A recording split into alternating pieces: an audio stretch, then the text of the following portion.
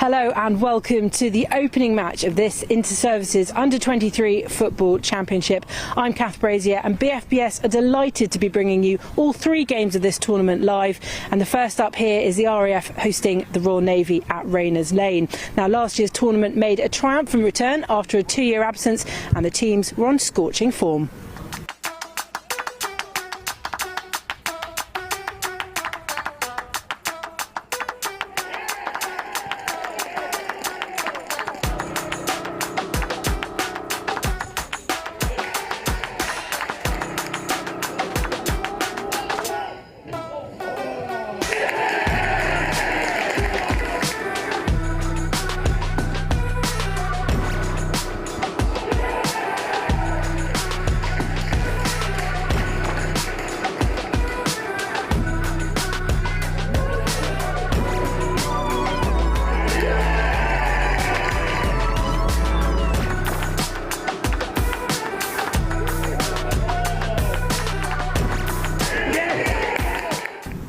Now, the Royal Navy are the reigning under-23 champions, and we've been served up a beautiful day here in Harrow as they take on the Air Force.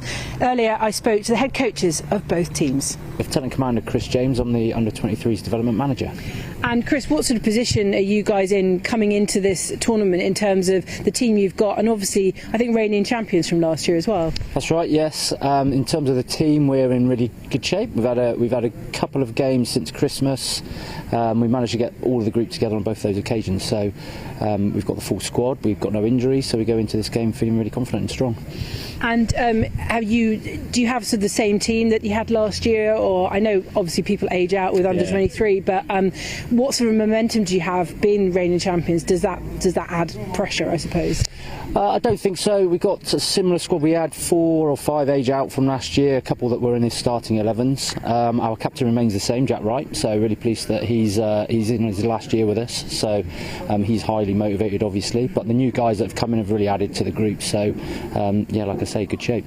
I know I was going to say it's a typical February day, but it's actually quite warm now. Yeah, it's actually particularly warm. Will that make a difference to how you play? And obviously you've got artificial pitch here. That makes a difference in rugby. I'm assuming it does in football. Yeah, it changes the dynamic a little bit in terms of the touch and how you might approach the game. Might be a little bit more on the floor. The weather's going to be perfect, I think. It's fantastic. So, yeah, just really looking forward to getting started, really. Happy days. And what do you know anything more about the RAF and the Army teams that you're going to face over the next 2 weeks? No, not really. My scouting network's let me down there. Obviously, just what we see on the social media a little bit. They've obviously been away and had a warm weather camp. We've been up to Leicester, so slightly less glamorous. Yeah, absolutely. But really useful in terms of the last week working with the guys. So I think we know what we're going to get in terms of their style, because we played them before. I think the RAF got quite an embedded style across all their teams, senior teams. So yeah, we'll approach that. We'll try and impose ourselves on them, and we'll see what the outcome is. Great. Thanks very much, Chris, and good luck. Thank you.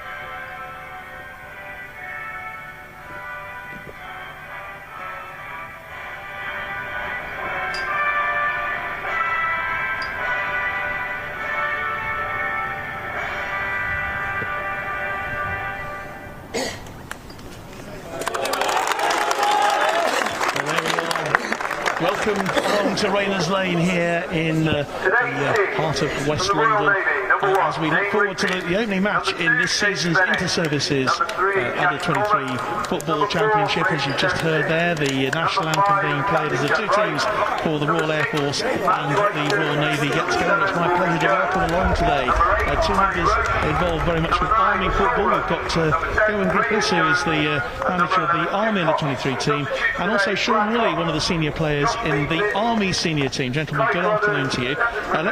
Shall we quickly run through the two two teams actually before they kick off here. They're just sort of going through their final moments, and I must say that both teams, let's maybe start with the away team, shall we, the Royal Navy, they've all got plenty of experience in their lineups today, people who've already been involved with the senior team. Sean, that's going to make a difference here, isn't it?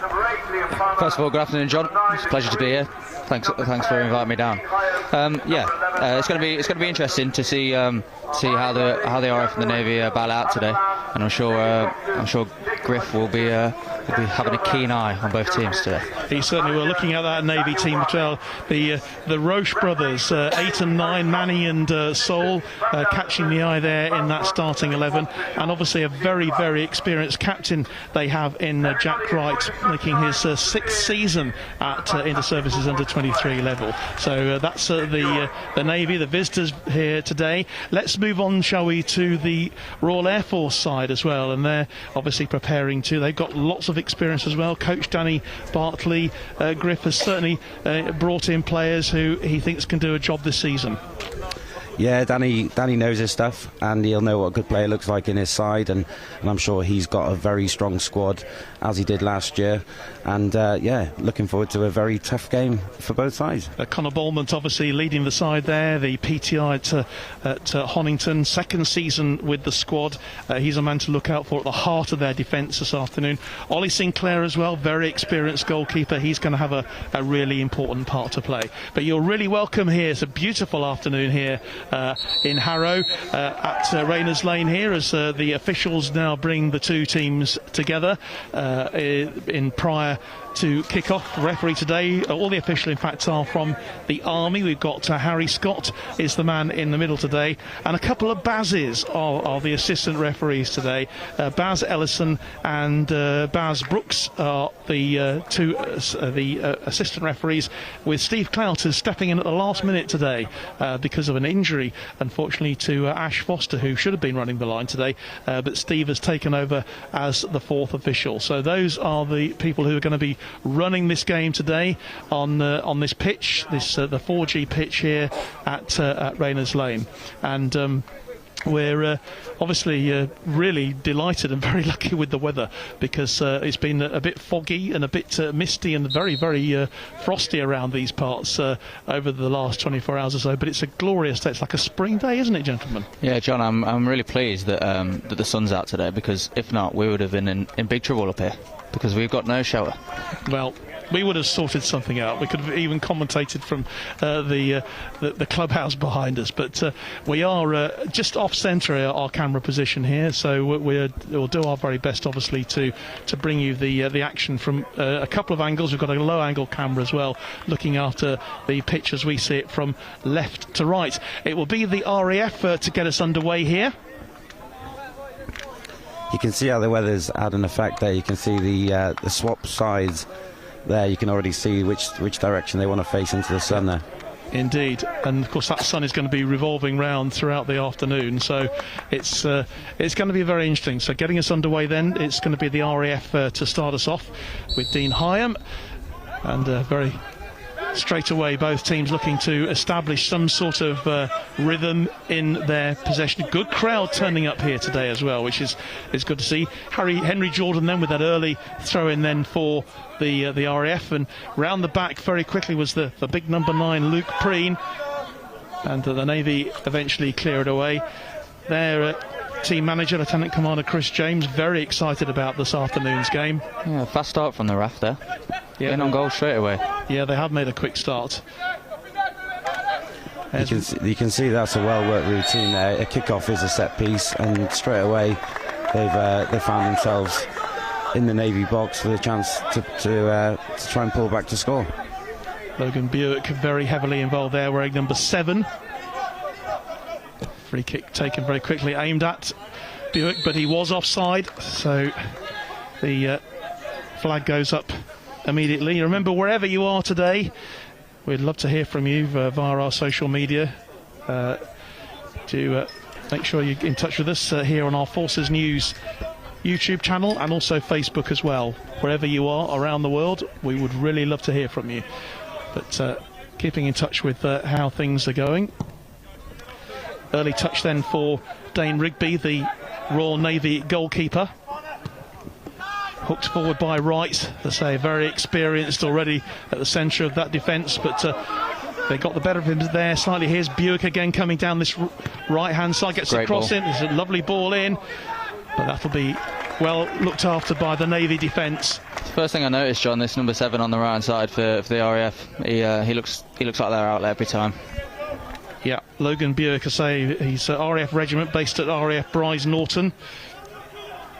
Yeah, we've watched him a couple of times this season, and last year he actually hurt as he scored a goal here against the Army under-23s last year, so we know all about him, and he's already had a lightning start. Fair play to him. He's already certainly been one to keep a very close eye on, and here he is again. Here's Buick, challenged unfairly, says the referee, by Jim Cox. He's from... Yeah, the RAF definitely having the lion's share possession in this first 5 minutes or so. They look strong. Yeah, they've made a confident start in this first 2.5, 3 minutes. Live here on Forces News today on our YouTube channel and Facebook page. So let us know where you are. We'll give you a mention. And the boys here not expecting any abuse at all from anyone involved with Army football today. Yeah, especially not Kempy, because I've now taken her position. Yep. No, she'll be back, believe me. Good challenging again by Buick. He's looking very, very tough going in there, but good defensive work then from Wright, clearing up the damage. Back to his goalkeeper. Good defending from the number 5 there, the Navy. Well, I say Wright, he's got a lot of experience as a man from RNAS Yeovilton 815 Naval Air Squadron. Lots of experience at this level for the Royal Navy, and I don't want to sort of hammer it home. We won't hammer it home too much, Griff, but of course the Navy are the defending champions, and I know the circumstances of which that championship was won last year. Not what they would have wanted, but nevertheless they're the ones who hold the trophy. Absolutely, and I think that gives us a bit more hunger to go and aim to go unbeaten again this year. And we've got to respect that, and we look forward to playing both sides. Early touch of the ball in from Ollie Sinclair, the RAF goalkeeper. Brought forward by the Air Force. Very direct, the RAF, every time they get the ball. They do look channels and look feet for the number 9 up top as well. Jordan then with a throw. That's a nice ball, aimed through for the big centre forward, Luke Preen. Preen shields it well, but the Navy win the throw-in. Good work then from Jack McCormack. Number 9's asking for a foul there from the linesman, but he's never going to get that. Something you'd ask for that, Sean. Oh, 100%, Griff. You can tell these guys have played the game. Played against each other a few times, didn't we, Griff, in your heyday? We have. I very much look forward to playing against you, Sean. They are living the dream, believe me. Goes all the way back then to Sinclair, and he'll spread it out wide onto that left-hand side. Here's Cameron Wheat. Wheat turns, plays it back to Bulmont. Bulmont back to his goalkeeper. Ball then spread wide then onto the right-hand side, and here is Connor Bulmont, the captain for the RAF. Plays it forward, long ball, easy though for the Navy. Both of these teams have made a confident start. Definitely the Air Force, I think, the most attacking threat so far. And yeah, the RAF settled into the game nice and early. I think that first altercation from kickoff down on this right channel, I think settled them into the game, and they look strong. They do.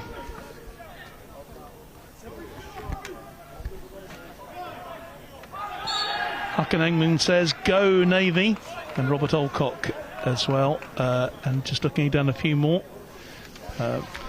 It's a free kick on the left-hand side of the box there for the RAF. Dangerous situation then for the Navy to have to defend. Just over 5 minutes played here into the 6th minute of this opening half. Here at Rayners Lane, bright sunshine, glorious day, and really good to see such a good turnout of supporters here. So the free kick then coming in from the left-hand side. It's a good one, Defended at the moment by the Navy, but they've still got to get it clear. And here's Buick straight away, but he's challenged well by Jim Cox. RAF have it back though. And here's Jordan then. Gets the cross. A bit of a challenge. Good defensive work then from the big number 5 from Jack Wright. Gets it clear, but the danger's still not over yet. And the referee is going to pull it back, and it will be a free kick to the Air Force. I think that's a bit soft there in the middle of the pitch. I think the number 8 for the Navy won the ball well and shown his frustration there by throwing the ball to the floor. Yeah, maybe just as well the referee didn't see it, because it might have been a yellow card brandished. You can see in these early stages that the Navy are going to have to work really hard today, and you can see already them centre-backs are working really hard to try and cope with the energy of the front 3 from the RAF.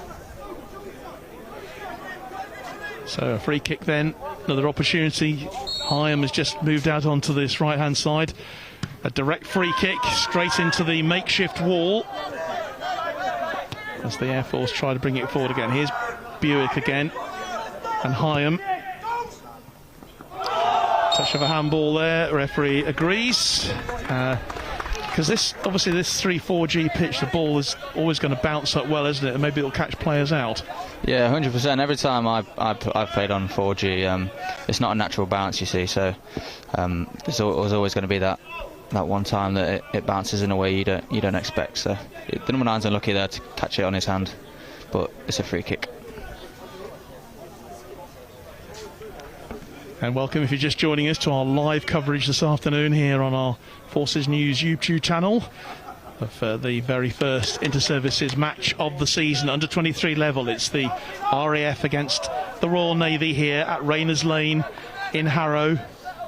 I say glorious weather. We couldn't really have asked for anything better for our opening game to bring you. The first time we've covered inter-services matches at this level live before. Promise you it won't be the last. Good defensive work there by Bournemouth again, the captain. He gets the ball back and will clear it forward. Really the first major bit of pressure that the Navy have exerted, and they then have a throw in here. Jack McCormack, interesting character there. I watched him on his pass-out parade back in December down at HMS Temeraire. He's a PTI, one of the PTI team there who qualified at the LPTQ 66 down at Temeraire, and it said he was a bit of a footballer. Well, here he is playing for the Royal Navy under 23 team. Long clearance down the field, dealt with though by the defence. Here's Waters, Joe Waters. Interesting to see how the RAF actually set up, because the RAF senior team, they seem to set up in a similar sort of fashion. So I think they work that way down to the 23s and want to implement that early.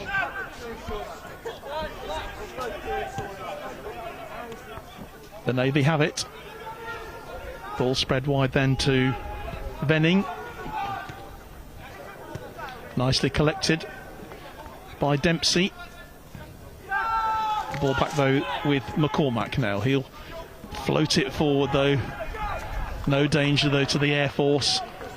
The Navy are struggling to get any sort of long enough on the ball to cause the RF any sort of problems in these early altercations. They're comfortable though, the Navy at the back, but so far we've not really seen too much of them as an attacking force. But it's early days. We've only played 10 minutes of this inter-services game. 0-0 the score. Tell you what, John, I'm glad I brought my cap today, because that sun is right in our vision, isn't it? It's definitely sunglasses weather. I didn't think I'd be saying that at the beginning of February, but the weather at the moment is rather peculiar, is it not? But here come the Navy, just looking for their way through, but again the ball cut out by the RAF defence.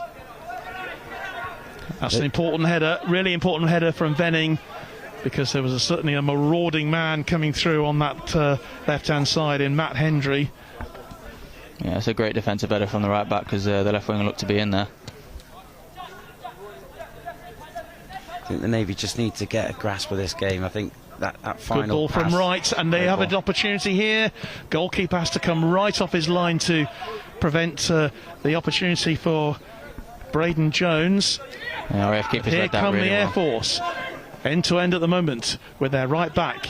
Jordan gets right deep, ball goes out of play into the next door neighbour's garden. No smashed windows though, hopefully. Hopefully not. Won't be Hopefully we get that ball back as well.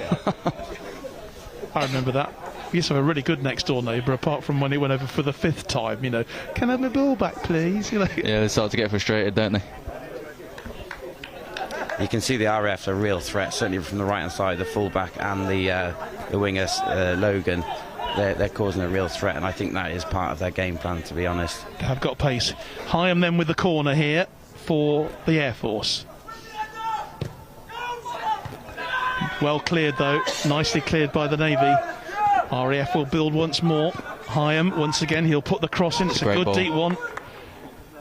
It's a Navy head on the end of it. Shot comes through from Buick, no trouble at all. If he connected with that, it could have been serious problems. Yeah, I think he had more time than what he thought there. He had time to take that down. Now, Navy the are in Navy there. on the break. And here's Sol Roche, the younger of the two Roche brothers. Finds his older brother Manny Roche here. It has the ball. You can tell they're brothers, can't you? Because they've got the same surname. And here's the other Roche.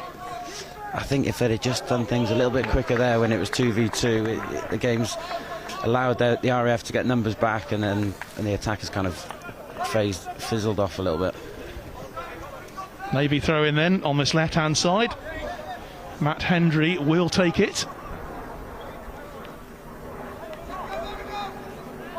Finds Roche. Senior. That's Manny, wearing number 8. Bit of a soft foul, that. Yeah, he's given a free kick there, and I'm unsure as to why, to be honest. I think he was 7, pushing the back.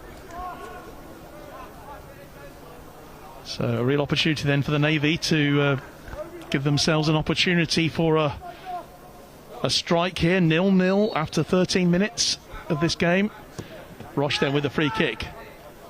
And Buick is the man who heads it back to his goalkeeper. I'm not quite sure he really intended that, but safely in the hands of Ollie Sinclair. I'm sure he'll say after the game that he meant that. It was a very good header, actually. He'd be glad to see that go in the goalkeeper's hands, I think. It's a really open game here. Lovely through ball then ball from the right Jordan. And no. Buick's on the end of it, into the penalty area, still going.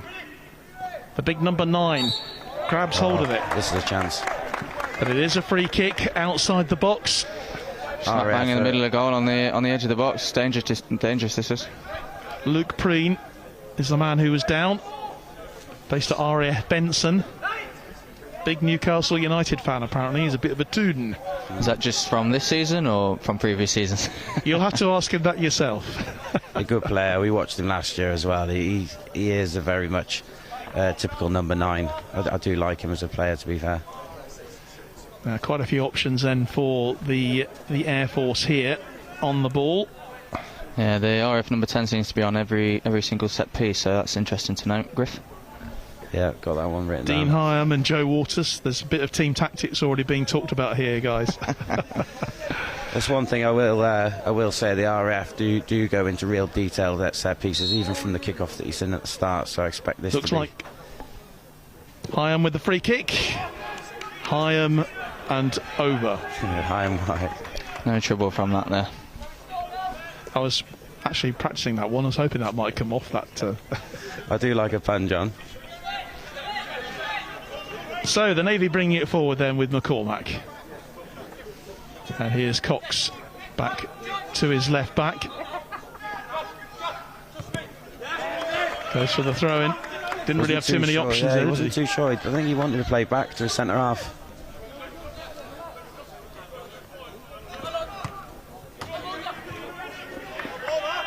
Savannah McCann says good game so far. Not too many bad players. Well, there's no bad players as far as I can see at the moment, Savannah. I think we're approaching that time where the game will start settling down now. Everybody's come out the blocks racing, and yeah, I think it's going to calm down. 0-0 the score. If you're just joining us in this opening Inter-Services Under-23 match of the season, all 3 of the games will be live here on Our Forces News YouTube and Facebook. Next Wednesday, the Army take on the RAF in Aldershot, and the following week we will be in Portsmouth when the Navy will be in action against the Army. So looking forward to all of those. Oh, that's another lost ball. They must have quite a few of those around this stadium, I would have thought. Yeah, clearing the lines well, the Navy, working hard defensively to obviously keep that clean sheet. But the RAF are pushing on, and obviously they've got a corner now on the left-hand side. Their second corner of the game, but so far, deadlock in this match.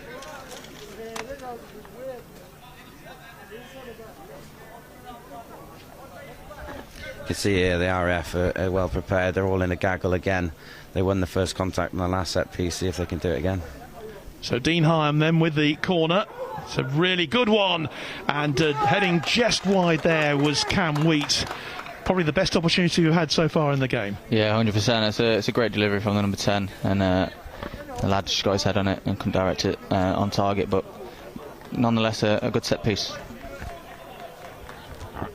But the scores remain deadlocked at 0-0 in this Inter-Services Under-23 match. Well, John, we've just had a ball come over from one of the back gardens, so you'll be pleased to know we've got one of them balls back. Obviously the phone call worked then. Can we have our ball back, please?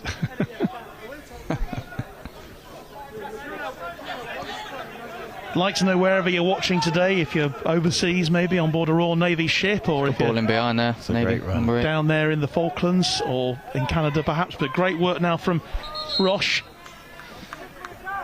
The ball just went out, yeah. Yeah, he just rushed that a little bit. Yeah, slightly rushed there, but they do look quite potent, those two, the two brothers, don't they, the Roche brothers? You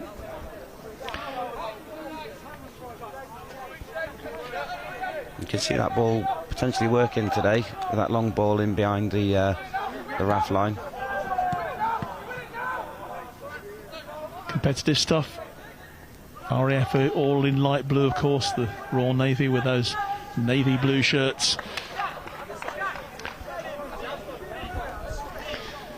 Navy seem to be settling into the game now. That first 10 minutes is out of the way. Everyone's come out the RAF came out the blocks fast and trying to settle the game down now. This opening game's always difficult, isn't it? Because you know, if you are involved in the opening match, you know, you're never quite sure of the opposition. So as the Army, you do have a bit of an advantage, don't you? Although you had to play 2 back-to-back games, so I suppose that's a disadvantage. Yeah, I think there's different ways to look at it. So for our perspective now, we know that if, for example, the RAF win today, we know that if we lose the RAF next week, we don't even get a second game, and that's the difficulty of this format.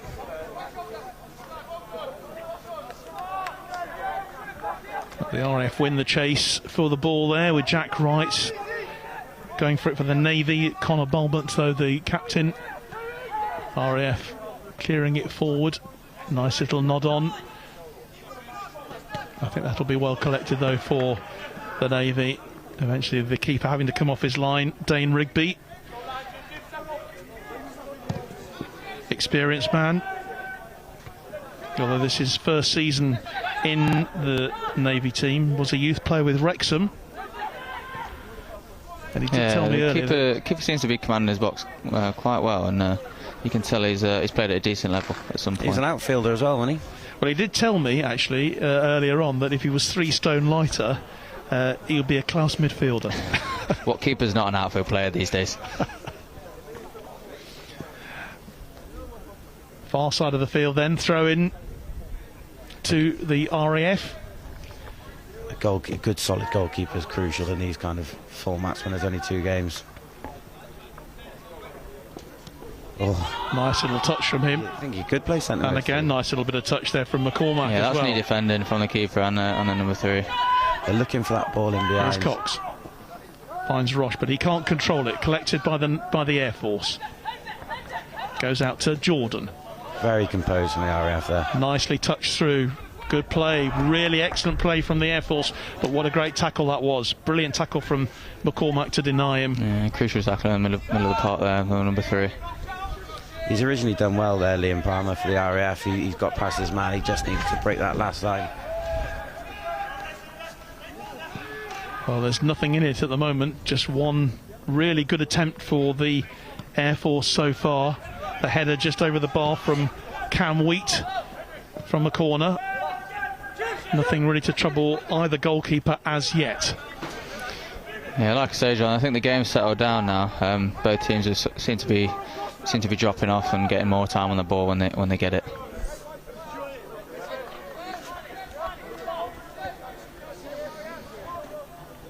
Nil-nil though, and approaching the midpoint in this first half at Rayners Lane. We're all getting a suntan here this afternoon.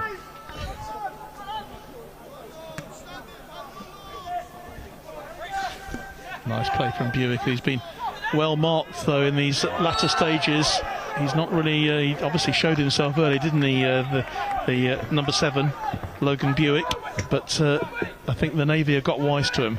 Yeah, I think they have. They've dealt with him pretty well after that first explosive spell that he had, and yeah, he seems to have been a little bit quiet the last 5 minutes or so, and I think they need to keep him quiet if they want to do well today. They've learnt quickly. Here's Venning, plays the ball wide onto that right-hand side, but well shielded in the end by Morgan Jones, collected though by the Air Force. You don't get too much time. Real opportunity. Oh, good goalkeeping again. That was really good goalkeeping from Sinclair. The linesman's seen a pull on the shirt from the RAF on the number 9 there. Could be a booking. Sorry, probably should be a booking if he's pulling him back there, because he's in on goal if not. Referee's having a word with the big number 6, Laurie Aitchison, for the Air Force. A good talking to. I think he might be avoiding the yellow card, but words are being said. It was pretty good goalkeeping though, wasn't it? I mean, Sinclair was off his line like a shot there. Very quick off his line. Because Sol Roche had a real opportunity. Another half a yard, he could have well have been in there with a one-on-one. Yeah, the keeper was quick off his line, and the number 6 is really lucky there to get away with not getting a booking. So free kick then to the Navy. Manny Roche will take this. Plenty to aim at in the box, but some big, burly Air Force defenders there as well to deal with the high ball. Roche with the free kick. It's a great delivery. It was a good delivery. It defeated everyone apart from the big number 5, Connor Bolman, who got it clear. Here's Jones. Really great tackle. He's quite experienced, Henry Jordan. Yeah, it's his 4th season with the development squad. Previous winner in 2019, and came off the bench to score against the Army senior team last year, if I seem to remember, at Aldershot. You will probably remember that with bitter experience. Yeah, I'd rather forget about those past times, please, John. That'd be great. I think it's invaluable if you played for the senior team and you're playing for the development squad. Give offside there. A great experience if you've already played for the senior team or you're playing it currently. When you come back into this group, you are seen to be that mentor, that experienced player, and I think you can see that in his game. EPL banter says goalkeeper needs to stay off the shepherd's pie. I think he's on a pretty good diet, to be honest. Oh, harsh. That's harsh. And Joshy says Lincoln boys making the noise. Connor Bassett says shout out for Ben Hayes. A shout out for Ben Hayes. Okay. 0-0 here in this opening inter-services encounter of 2023, the Under-23 Championship. RAF 0, Royal Navy 0. Nothing between these two sides at the moment, but it's hotting up. Venning. Ball goes across field. Great little challenge there for the number 6 from Matthew Easton. And he gets it back again. Turns nicely. Cox decides to go back to his central defender, to right. Centre of everything as far as the Navy is concerned. Their big centre half, their big captain. See, both sides want to play out from the back. Very confident. Quite a few shout-outs on Facebook. We've got so much to thank Pep Guardiola for, haven't we? We have so much to thank Pep Guardiola for. Yeah, I mean, even in service football, I mean, look at the style of football that both sides are trying to play. It's very in line with the modern game, I must say.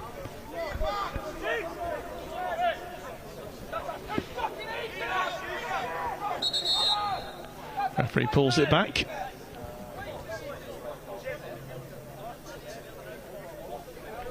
looks like... I think it might be bleeding. Yeah, it looks like there's a blood injury there somewhere, doesn't there? So he's just going to receive a little bit of attention. There's a few shout-outs on the Facebook page for the RAF boys today. Yeah. Zach Baker, being very unkind here, says the Navy keeper's good with his feet considering he can't see them. I think that's really unfair. There's some harsh critics on the old YouTube today. But we've got social media, and that's what it's here for, just to let us know where you are and where you're watching. We're very pleased to hear from you. This Inter-Services first match of the season. It's a really potent point there about somebody's put on the Facebook that it's great to see service football, available for them to see from wherever they are remotely. I think it's a great incentive that we've brought in, John. Well, we're delighted to bring it to you, of course, wherever you are, and I think it brings everyone together, doesn't it? Because everyone's got a view, and there are quite a few of these lads out here. They come from all over the place. Coldrose, they come from RAF Lossiemouth, so there are probably lads who are doing the job that they would be doing if they weren't playing football, and I think that's a really important point to make. Yeah, 100%, and these boys will be proud to play for their services as well, and obviously when it's live on Forces News and stuff like that, it's a momentous occasion for them personally. So they're in here. They're in 4v3. And also for their families to watch as well. Here's Liam Palmer bringing the ball forward then onto the edge of the penalty area. Plays it back. The number 3 goes for shot, goes for goal. Cam Wheat's not afraid to go for it. He was the one with the header that very nearly produced the best opportunity for the Air Force in this first half, and he went for goal there. Yeah, good strike on the edge of the box. Unfortunately, couldn't hit the target, but nonetheless, it was a good strike. Not too far away. And the Air Force have been the most potent, really, in front of goal. Yeah, I think the RAF will be the happiest side at the moment, but you can see the Navy, if one of them clever passes do come off, they could pose a threat.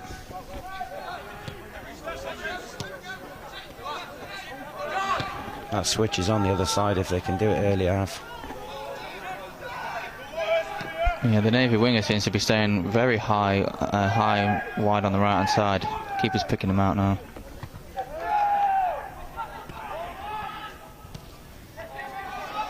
Air Force just breaking the offside trap there. Great defending from the number 2 in that. Yeah, good defence there from Venning, James Venning, Royal Marine.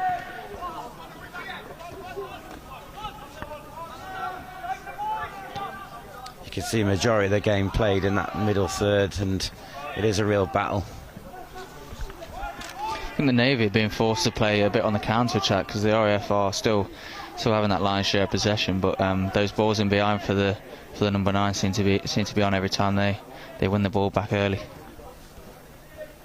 But it remains 0-0 if you're just joining us throughout this first half. Live here from Rayners Lane. It's 0-0 between the RAF and the Royal Navy in this opening Inter-Services Under-23 game of the season. We've played exactly half an hour in this match. Still the deadlock to be broken. Ball goes outside wide now to Buick. Waiting for some support. He gets it in the form of Hyam. Ball goes across field. Once again, here's Wheat getting in on the act. Takes a pot shot. And it goes just all 11 Navy players back in that final third there. RAF can afford to pull out a centre-back to go and join the attack. Yeah, RAF is being forced now to take shots from 20 yards plus out, which the Navy will be happy to deal with. I think that's part of their game plan, is to be quite stubborn. They're all getting bodies behind the ball, doing that pretty well. I think the Navy have worked their way into this game really well, actually, from those early altercations on this right side for the RAF. Seem to have dealt with that, and now they're well in the rights of this game. So they have the free kick then. McCormack carries it across into opposing territory. Headed out of play by Henry Jordan. Cox with the throw. Aiming for Roche. Shields it well. Back then to McCormack. Spreads the ball wide across onto the right-hand side with Venning. Had to just check. Back to McCormack again. Through ball. Didn't quite find its man. RAF collects it. Referee said that was an infringement. They wanted to play it quick. Oh, number 5 might be getting booked for that. I think there might be a bit of an issue here for Jack Wright. Saw that he didn't have his defenders lined up as they should be. Yeah. He took the action, didn't he? It might have been a good booking, to be fair, because the 11, Matt Hendry was in, I think, and I think they already know the threat the front three are bringing, so that might not be a bad yellow card. I think the Royal Navy number 5 there is pleading his case to the ref, saying that if his is one, then why was the RAF centre half not one as well? Which is it's a fair point. Well, he has been shown a yellow. That's the first yellow of the game. Goes to Jack Wright. And central defenders, it's difficult when they get a yellow card, especially in the first half, isn't it? Yeah, Griff knows all about those yellow cards, don't you, Griff? We won't talk about that. Here's the other centre half, Dolmont. Going on to your point, it's a long part of the game that he's got to spend without committing himself too much against a very active front three. It's going to be tough for that centre half to remain disciplined now. But the Navy more than holding their own at the moment. McCormack. Roche comes to pick it up and shields it back to his left back. McCormack does well, finds Roche. Took a ball out. Manny Roche. But the RAF are on them so quickly. Their press is really good, isn't it? They're really pressing well. Yeah, they're working hard as a unit to press the ball nice and early and win the ball back every time they lose it. Even if they're not winning it back, they're forcing the Navy to make an error. Cox then, Jim Cox down this left-hand side, back inside to Manny Roche. Looking for some support, has to go back in the end to his centre half. You can see Manny's trying to find his brother Sol in behind the back line. And he wins the free kick, wins a slight break. So I think we're agreed probably the RAF are showing the most intent so far in this first half. Yeah, 100%, John. I think the RAF they are looking the stronger side, but like I said a couple of minutes ago, the Navy seem to have dealt with that well defensively, and they look to be growing into this game as the minutes tick on.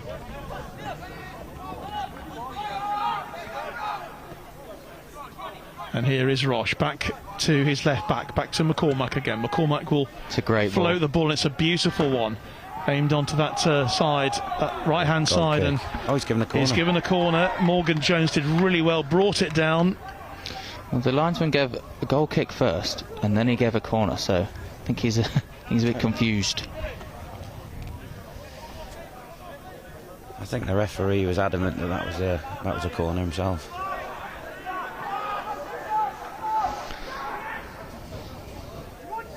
First corner of the game for the Navy then. It is their first corner. Can they make something of it?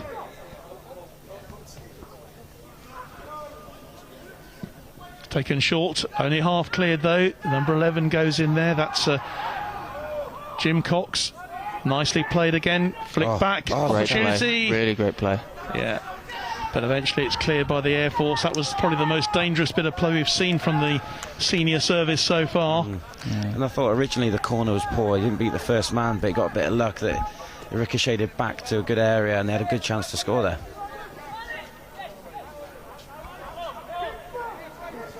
Definitely the best opportunity for the Navy there. Just got away from them, unfortunately. I think if that counts as a shot on target, it is the only shot on target, if I'm right. As the Air Force bring it forward. Let's a few messages here on Facebook. Andy Murphy says, good afternoon from California. Play up the Air Force, he says. Joe McCormack, Go Matt Hendry from all the family in Scotland. And John David Sterling supporting the Royal Navy today. Tom Clace, come on the RAF boys. And Jamie Doig, good to hear from you, Jamie, up there with Leicester Tigers.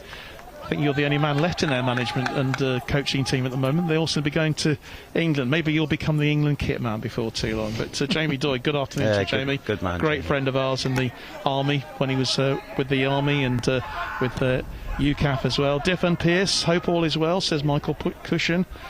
And Carol Buick says, go RAF team, looking good, proud of you, Logan Buick. So lots of nice messages coming in. We'll keep those. They're in here. That's a great ball. Opportunity Buick's then in for the Buick number 7. He's got to do and he'll better feel he could have done better there. Logan Buick just giving him a mention there from his family, and that would have been online, wouldn't it, if he'd scored? Yeah, that's a huge chance for the RAF. Huge chance. He's got much more time than he probably thinks there. He's got time to touch that and maybe drill it across the keeper, but I think he was caught in two minds there, whether to pass it across or to go for a goal himself. I think the Navy defence will be disappointed. That's the first time their solid backline's been breached that openly, but yeah, they should have found themselves 1-0 down there. So a real chance missed. The little mention, Joe McCormack says, go RAF, grandson Matt Hendry playing this year again. All the family are watching in Scotland. Good afternoon to you there. Hope you've got such lovely bright sunshine as we have down here in Harrow today. But it's 0-0. Up in Scotland, the weather's never this sunny, is it, surely? Oh, I don't know about that. Don't know about that. I think that's a debatable one, Sean. It's great hearing these shout-outs, you know, family members getting to watch their loved ones, and we've got people like Diffan Pearce again, you know, stepped down from the UK Armed Forces, still finding the time to watch these young players. It's great, and there's some of these messages from people who are overseas on tour as well. It's great that they can connect with this. Well, that's what it's all about here, bringing us all together, the Forces family, through our sports, and it's certainly on a day like this, I'm sure there's lots of family members who'd really like to be here. They'd like to be seeing their sons or their grandsons possibly, or their nieces, their nephews playing, brothers. And the same when we have the women playing as well, the inter-services women's matches as well, which we will be bringing you, of course, here on Forces News throughout the season. And that's great why you can show it live as well, John. So I'm sure everyone around the Armed Forces world appreciates that. Ollie Sinclair then spreads the ball out wide. Lovely ball forward. Great ball, that is. If he can chase it and catch what's great control on this right hand side. And here's Buick. Oh, what a chance! He's done so well. Such a great opportunity for Logan Buick, and brilliant run there from Matt Hendry. That was so close for the Air Force to open the scoring. That's a great run by Buick as well, just to get across his defender to try and get a toe on the ball, but just couldn't connect. I think looking at Buick's body language, I can't help feel that first miss has now maybe had an impact mentally for him to kind of screw that chance wide as well. Hopefully he can get back on the game. And here come the Air Force again. Good defensive work though for Roche, getting the ball clear, looking for his brother, looking for Sol. Not had a lot of joy really so far, not had many opportunities up front to get into the play.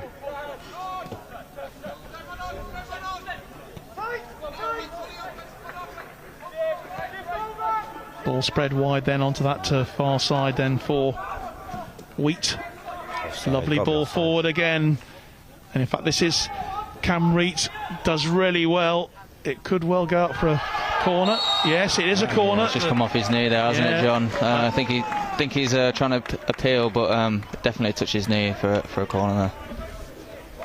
You can see the RAF, they want to build from the back and then do that big long switch and get either of them wide players in behind the lines, and then trying to feed in to central areas, and it's working well. Another set piece for the RAF. See if they can make something of this one. You can see again adopting that same set piece, a gaggle near the penalty spot. Again, if they can win the first contact, they need to hopefully test the keeper this time.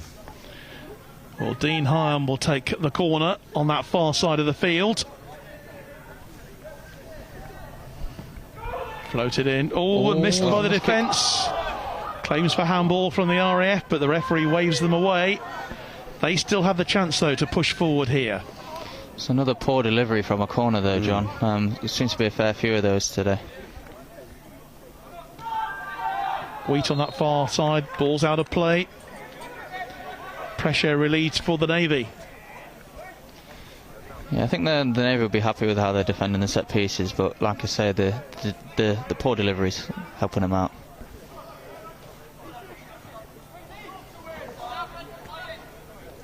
Nil-nil the score here. The RAF looking for something.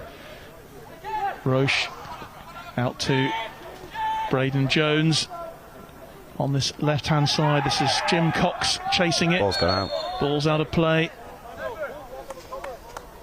You can see how the Navy are having to wait to get players forward. 11's done well there, coming from a wing-back position. The ball's just run out of play.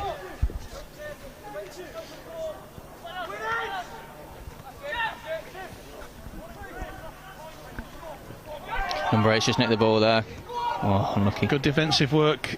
Venning did a good job there, and the Navy good at cutting these through balls out. One of them's going to get through if they're not careful, though. Jack McCormack in particular, again, the amount of times he's had to step across to nick the ball there. Oh, that was a high challenge. The referee will bring it back.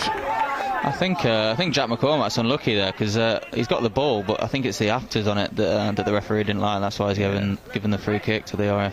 Yeah, Logan Buick is the victim of that one. Yeah, the manager will be quite concerned to see his effective player down injured at the moment, thinking about what plan he could have to implement if he does have to come off injured. And Joe McCormack on Facebook says that the sun's shining in Scotland, John, so...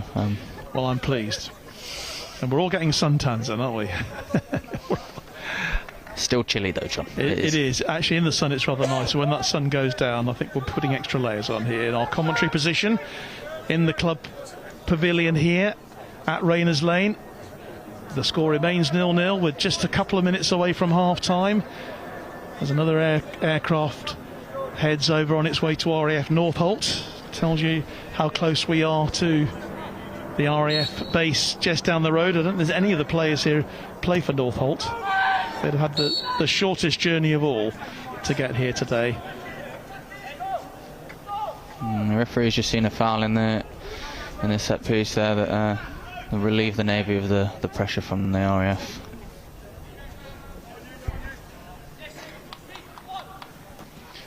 A lot of mentions for Van Pearce. We'll be hearing from him during half-time, by the way. He'll be telling us about his decision to leave after sterling service, of course, for UK Armed Forces football. Here come the Air Force once more with their centre forward Luke Preen just on the edge of the box. That's a lovely ball forward, but well cut out by Navy central defender and captain Jack Wright. Yeah, that's good defending from the skipper.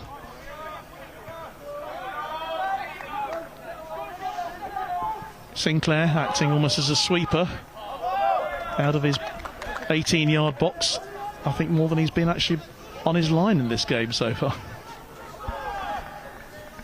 Dean Higham for the RAF, number 10. He seems to be controlling most of the game for the RAF in that central midfield. Yeah, Higham, firefighter based at RAF Waddington. His first season with the under-23s, very self-assured though for the side.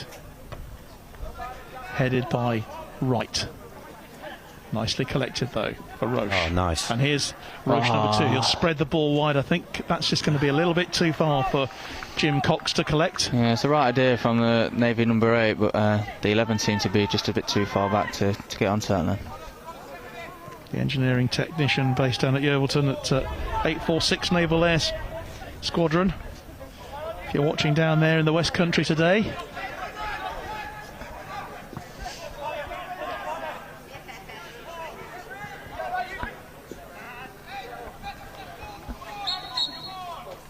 Half-time. And that is indeed the half-time whistle. Very few stoppages we've had, just around 30 seconds of stoppages have been played.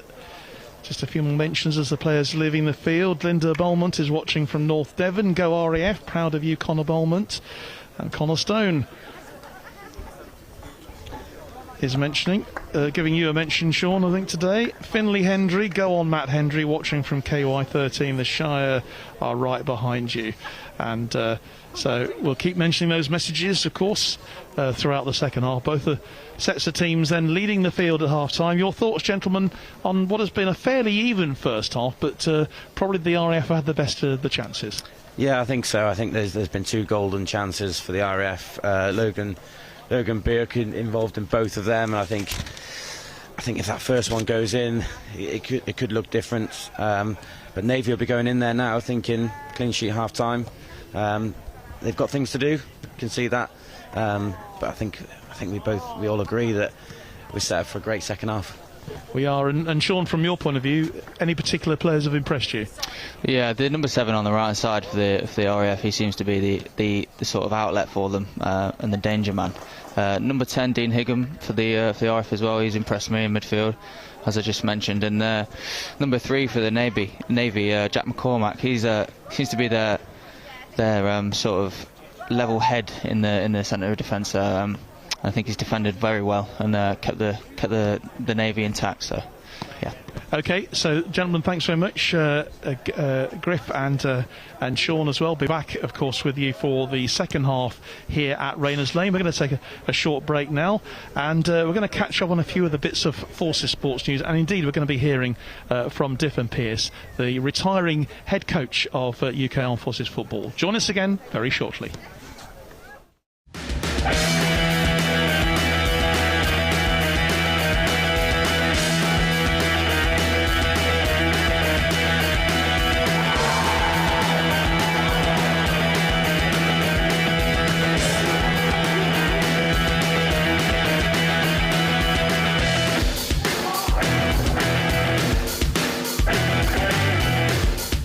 UCAF football has a busy 12 months ahead, with fixtures against the Irish Defence Force and the German Bundeswehr on the cards, plus the small matter of trying to win back the Kentish Cup.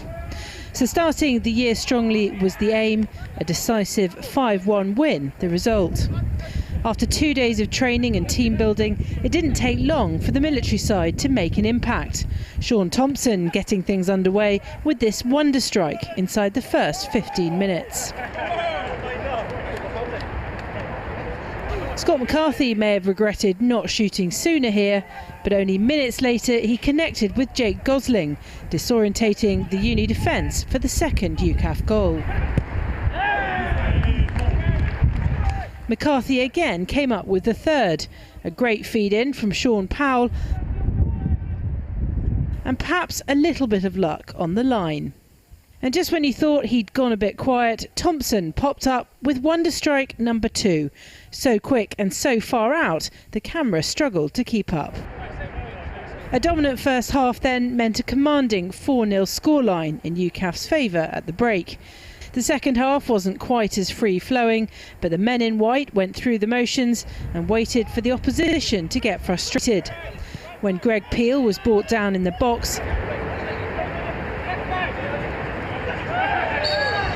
it was no surprise that Gosling was called up to convert.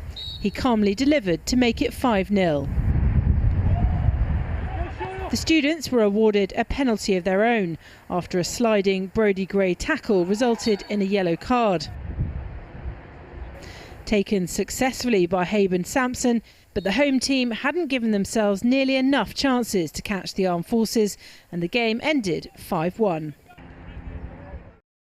We've created an unbelievable setup here, and it's in a great place. There's some really exciting fixtures this year, you know, with the Irish Defence Force in June, German Bundeswehr in October, and with the Kentish Cup over in France towards the end of the year. So, as I said to the boys this morning, nothing changes. The objective is still the same, to go and win back the Kentish Cup. You know, I'm just one cog in the wheel. Someone else will come in and do a really fantastic job moving forward. So, you know, I will miss it, but time's to move on. A real high for me was Arnhem, when we went there and beat the Dutch 2-0 and managed to beat the French 1-0 in a crunch game, and you know, the elation that you get from winning a Kentish Cup. You know, if we said to the boys the other day and the staff, and if you could bottle that up and sell it, you know, people will pay thousands for it because it's such an amazing feeling. Beating the Irish in Dublin last year, you know, last minute winner, especially with what happened at Havant last minute and lost on penalties the year before. I mean, that was just unreal, really. And then obviously really disappointed not to win the Kentish Cup this year. You know, again, we did everything we can, but probably looking back, you know, I reflected on the decision I made and probably would have changed one or two things, but you know, we never lost, and that's one good thing. Anyone to have the opportunity to be involved in this kind of setup, there's never any lows. Obviously you don't like losing, but we haven't lost many, but you know, there's been more highs than lows, and you know, it's yeah, I can look back with fond memories, and I'm proud of everyone that's been involved. You know, I've been really fortunate to represent the Air Force as a footballer, you know, inter-services, combined services back in the day, and Kentish Cups, and then I've been really, you know, really sort of lucky to be involved from this capacity based on going and do my coaching qualifications. But, you know, the Air Force changed my life. If I got the same opportunity again, I would do exactly the same again. I joined the Air Force as a 20-year-old, and I would, you know, probably take more than what I have in this 22 years, but yeah, I'll miss both. And you know, if it wasn't for the Air Force, I wouldn't have this opportunity. So grateful for both, really.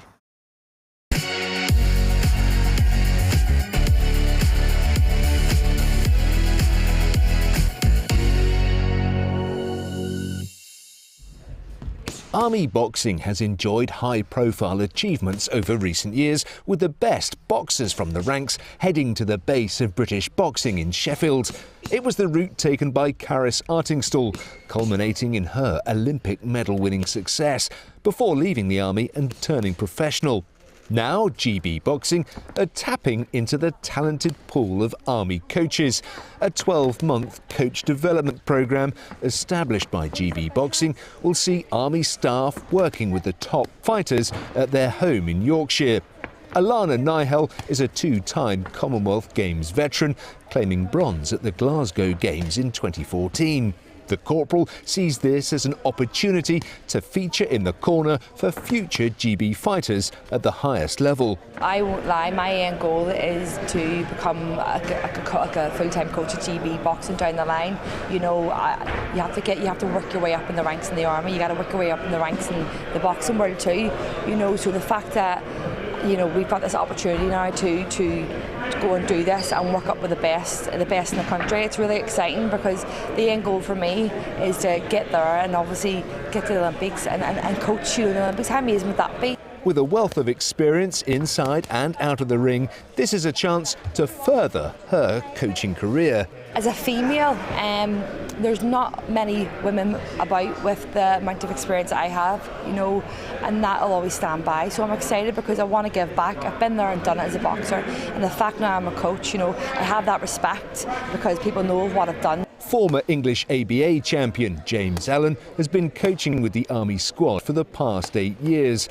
The sergeant says it's great to oversee some of the best in the country and hopes his involvement will help forces fighters find their way onto the national setup.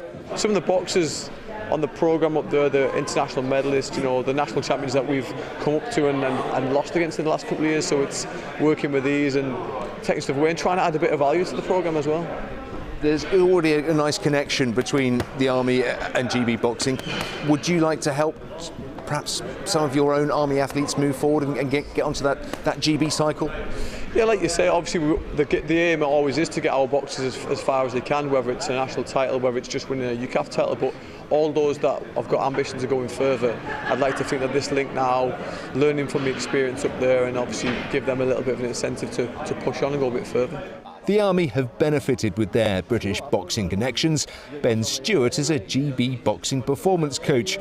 The Army have employed him as their team performance manager and technical lead coach for the past 5 years. According to Corporal Kerry-Ann Keane, this latest initiative between the Army and GB is a chance for military coaches to make a meaningful contribution with the national elite. Absolutely, I think you find with soldiers, they're dedicated, they're disciplined. You know, we've got a lot of attributes that are really good ticks in the boxes. So yeah, I'm excited to be up there. The coaching programme with Great Britain will run until 2024.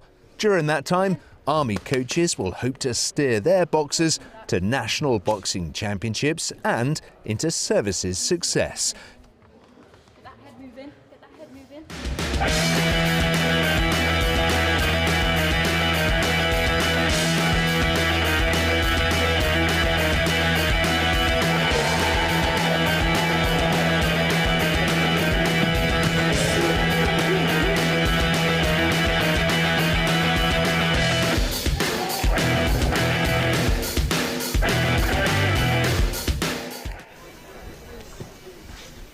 Well, welcome back then to Rayners Lane as we're waiting for the two teams to enter the field for the second half of this Inter-Services Under-23 opening fixture of the season, with the Royal Air Force and the Royal Navy tied, locked in at 0-0 at the moment after a very good first half, but very few clear-cut chances, and I think it could be one of those games when a single goal might decide it, or we suddenly get a flurry of them.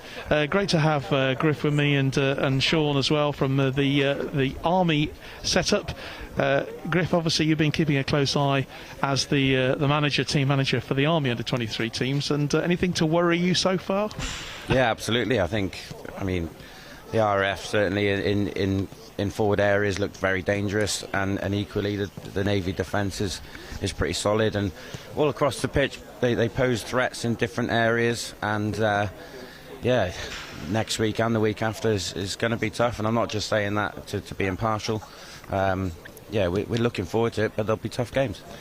I think they're always tough games, aren't they? Now you don't take anything for granted, whatever level that you are playing.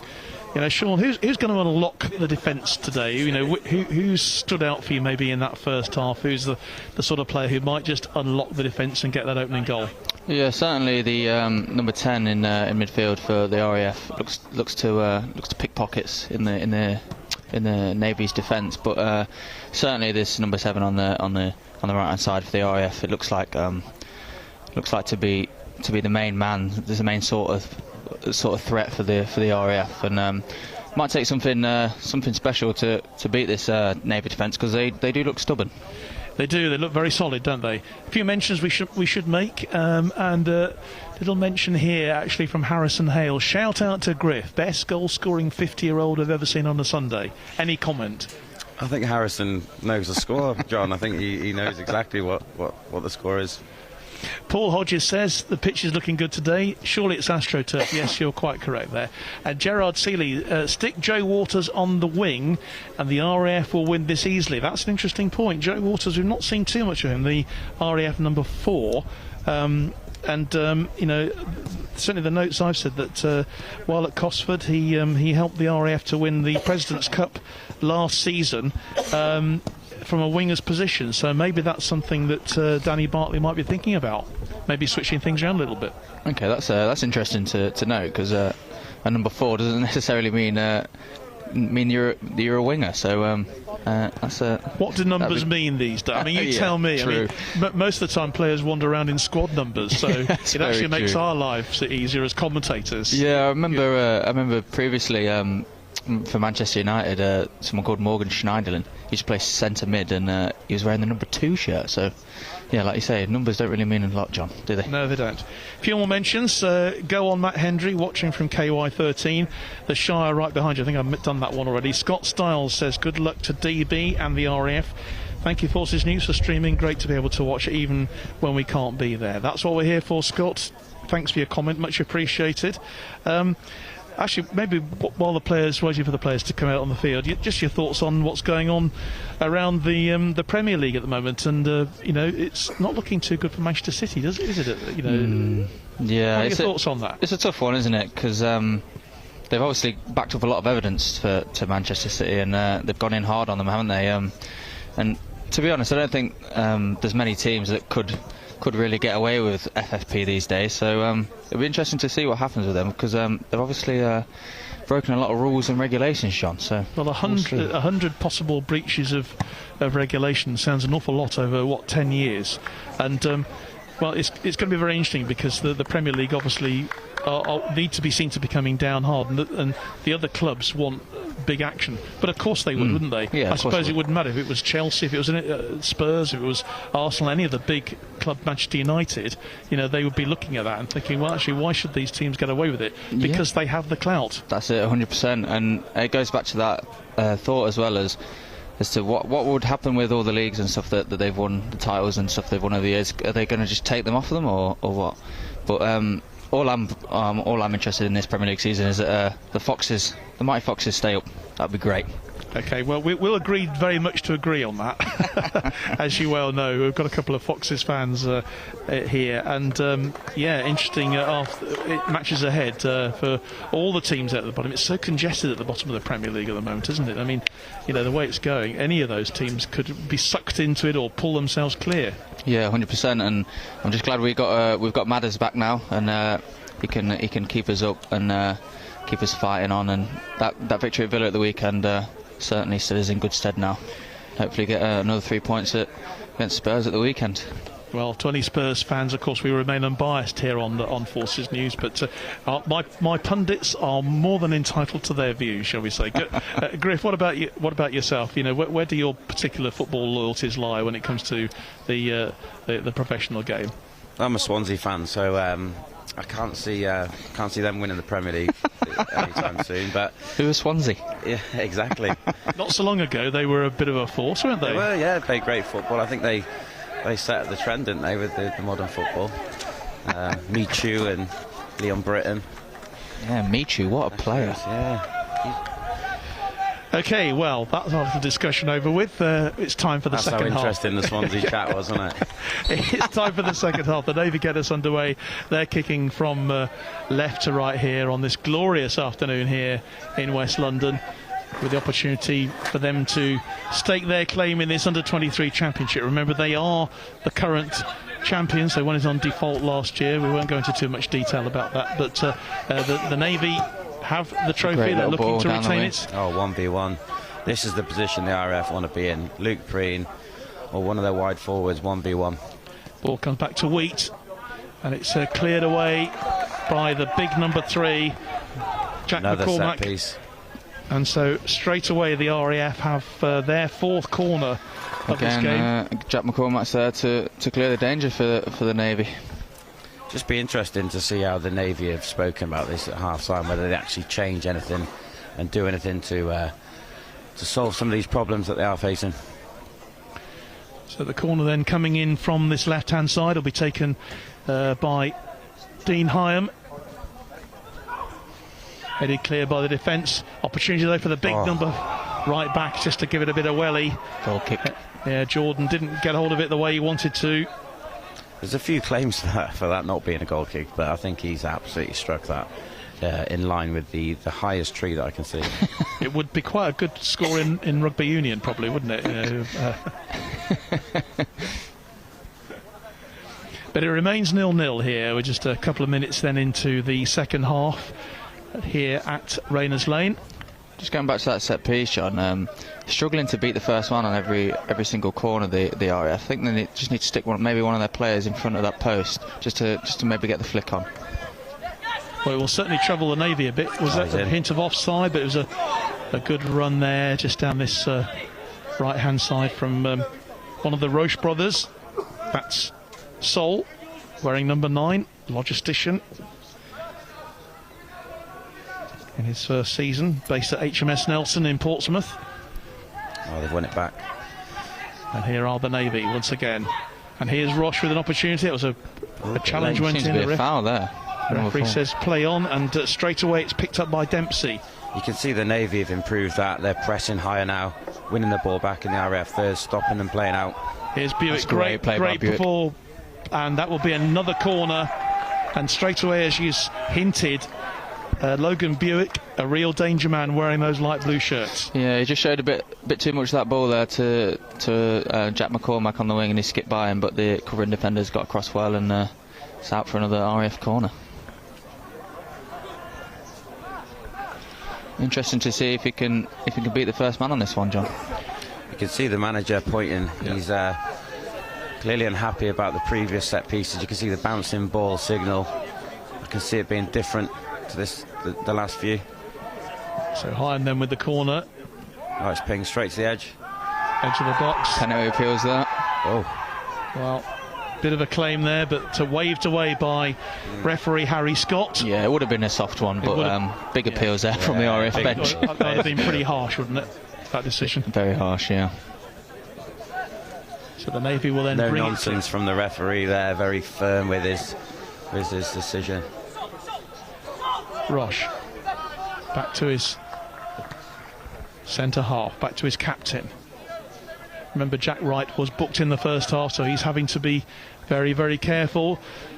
And Roche will chase this one. Goalkeeper, though, as he has been throughout, acting really as another defender in line for the Air Force. Ollie Sinclair, second into service this season with the development squad based at Bryce Norton. Yeah, one of the Roach brothers up top, number 9, he seems to be feeding off scraps, which is very isolated. He's very isolated up there on his own. He's playing off the clips and the channels, but yeah, he seems to be very isolated up there on his own. It's a tough one, because I imagine that the attacking midfielders are having to sit in. Well, there's an opportunity there for only Buick could just have controlled that.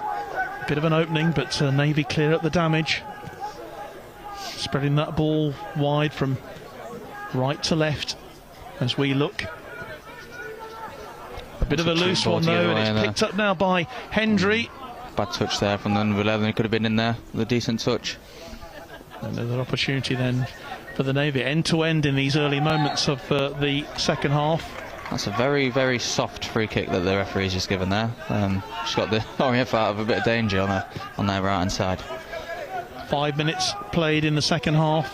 Still the deadlock between these two teams, these two young teams. That was definitely a foul by Manny Roche there. I don't think he'll get away with that one. Claiming innocence to the referee, but I don't think Harry Scott is going to buy that one. Not for a moment. No, not for a moment. That's definitely a foul in the centre of the park there. And every time the RAF seems to get a free kick at any sort of high position across their halfway line, they seem to try and take it quick, which is a point to note. Griff got that one. Yeah, he is making lots of copious notes as we speak here. His pen's actually on fire, John. Okay, Buick again running towards the penalty area, but challenged. Referee says that was a rogue challenge from the young right winger. You might be able to tell us, John, when was the last time you seen a 0-0 in an inter-service? That's actually a really good question. I can't see it being 0-0, by the way. I'm just putting it out there. I hope you haven't put the mockers on us this afternoon with that.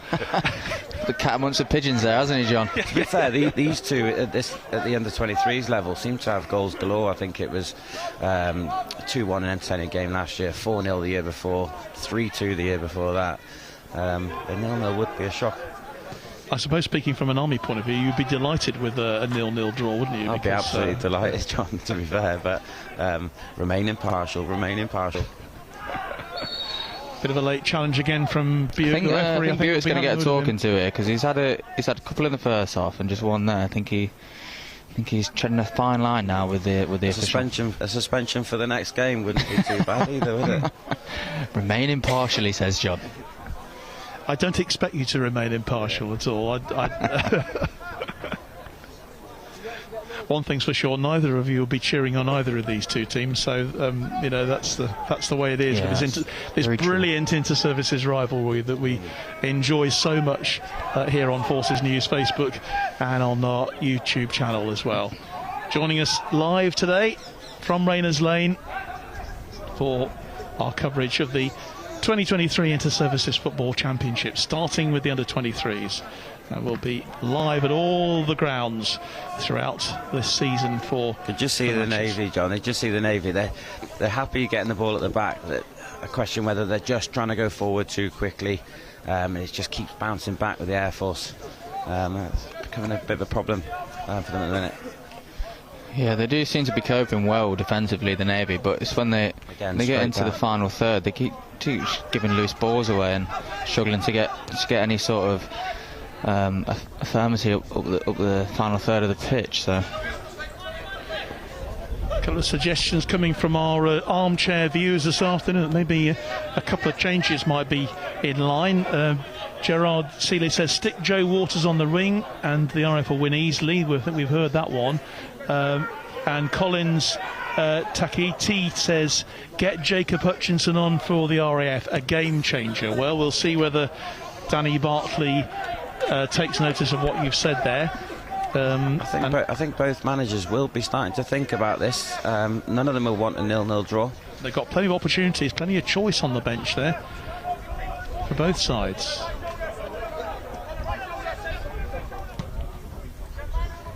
Plenty of time left to play though, isn't there, John?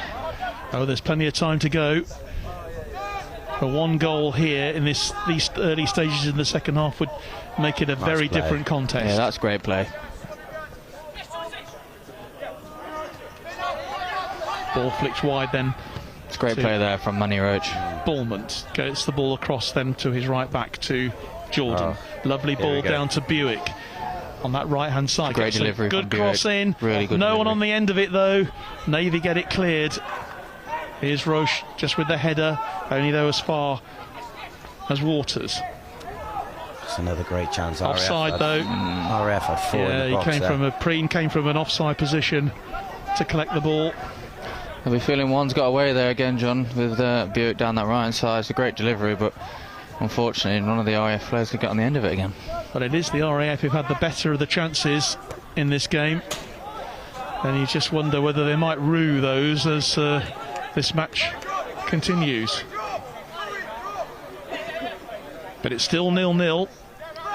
55 minutes gone in this opening under-23 fixture of the season. What can the Navy do here? That was a good challenge by Buick again. You can see there, you know, he's a great threat going forward, but also defensively he's won the ball back on a couple of occasions, adding real value to his team both in and out of possession. Sinclair across his goal. He'll take the return from Laurie Aitchison. And the RAF will build again. They certainly look the most likely to score as they perhaps did in the first half. But still, we have deadlock here. And as you say, goals are really important to all the teams in this competition. It's so important to get off the mark in this opening fixture. That's a great ball. Lovely ball forward. For the Navy. Great strength. He's fallen. And what a shame really for Braden Jones there. He did all the hard work then and just couldn't control it at the end. Yeah, I think he didn't realise that the centre half of the RAF had just tripped up behind him there, because if he'd have noticed and looked behind him, he'd have had a lot more time than what he thought, but he just snatched at the shot there and it's just drifted wide of the post. Was there a hint of a little push there, I wonder, but the referee didn't flag that up, neither did the assistant on this near side of the field. I think we've seen now on from the same side, both teams have had a great opportunity in the same areas, but they just failed to have that composure to find the target. Here come the Navy again. This is a really nice run there from Jim Cox, number 11. Opportunity knocks, perhaps. Lovely little 1-2 there. Morgan Jones, but the damage tidied up by the Air Force. I think the Navy are getting a bit of confidence nice now towards this final third. Nice work then from Hendry. Plays it inside to his left back to Wheat, but one back by the Navy. That's lovely play from Roche. He's taken great ball in as well. Put his brother through. Sol Roche